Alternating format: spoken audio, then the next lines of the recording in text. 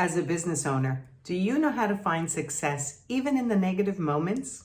With a strong online presence in this current day and age, it's inevitable that you may end up getting a negative review someday. But by the end of this video, you are going to know how to handle it.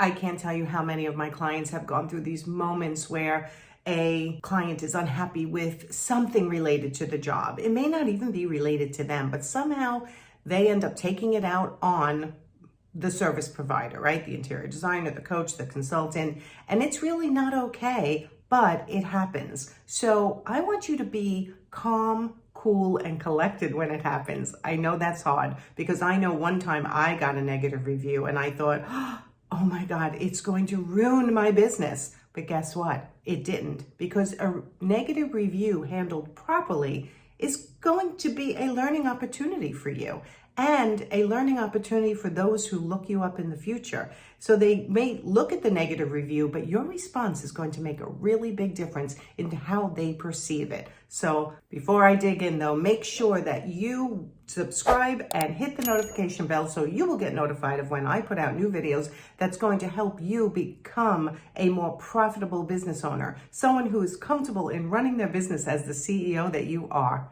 So let's get started. I'm Nancy Ganzekaufer, business coach and body language trainer to interior designers and other service-based entrepreneurs.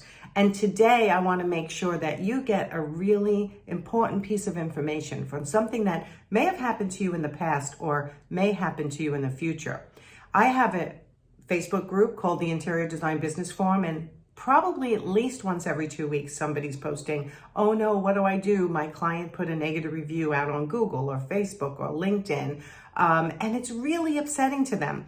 And they're always listing out like, what did the client say and what they think they're going to say back. And sometimes I look at it and I cringe. I'm like, no, please don't do that. So let me go over some things that you should do and some things you shouldn't do when you get a negative review out on the internet, right? Where the public can see it. It can be so upsetting, but let's turn it around and actually make it an opportunity for you. The first thing I want you to do is respond versus reacting. What is reacting? Reacting is, oh my God, I can't believe that customer said that about me. That is so not true. I provided this, that, the other thing. And you just want to list out everything you did for that client and tell them how they're wrong. And gee, I'm so sorry that you're upset over what happened, but that's not what happened, right? If you start spewing out of a place of emotion and anger and upset, that's really always going to be a recipe for disaster. So I want you to take a moment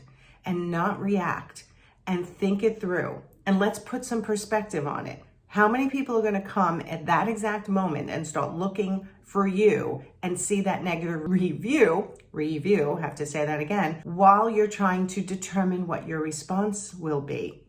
Not that many. That's the reality. So let's take a deep breath first and not react and think about how we want to respond. One of the things I teach my clients, and quite honestly, my children too, is when you respond, try to always respond positive, then negative, then positive. So in other words, you always want to give a really nice greeting and, make sure you always say, hi, Mary, I really enjoyed working with you. And I feel the progress we made was quite nice in the time frame we had. Unfortunately, there was a period where you became unhappy with what we were delivering. But I have to tell you, based on the final result in my review of your file, I think we actually accomplished a tremendous amount. That's just one very simple example of somebody who may not be happy with your service, and you want to show that you did provide service. Keep it simple, keep it short, keep it positive, negative, positive. Next tip is always take the high road. You do not want to get in the gutter with your client who's throwing stones at you. You don't want to throw stones back. That will actually make you look less professional, and that's not what we want. So always take the high road. I want you to write that one down, because my beginning tips of respond, don't react, and then positive, positive, negative, positive are all helping you get to that higher road. But you have to make a decision to want to be there. So let's take the high road, always, because we're business owners and we want to look professional, not petty, not cheap, not going into a, public fight. The one thing I find a lot of people do is they resort to name calling or passive aggressive behavior, or they get these sentences in there that are zingers and they feel so good about themselves. Never resort to name calling, never resort to sarcasm. Again, previous tip is take the high road, positive, positive, negative, positive, right? And respond, don't react. The last thing you want to do is go into a public pissing match. I saw one person in my group one time wrote, the client was unhappy with what was delivered. So what did the interior designer do? She then listed out publicly every single thing that was delivered to that client, really thinking she was zinging it to them and that whoever read this review would see her point of view. And I looked at it and I thought, oh no, you just got into a public pissing match with this client. Now they're going to come back and list out even more things. When does it end? When does it end? It only ends if somebody takes the high road. So I'm asking you to be the one to take the high road. Can you do it? If you really feel the need to clear up any misconceptions, I just want you to do it in a more professional way. I want you to just really be professional. There are so many things you can say, like, I read the review and I was actually very shocked. I encourage you to give me a call and let's work this out. In summary, I basically always want you to present yourself in a professional manner, not letting yourself go into defensive mode. When you go into defensive mode, the person reading it thinks, oh, they do have something to hide. They're getting very defensive about this client's review.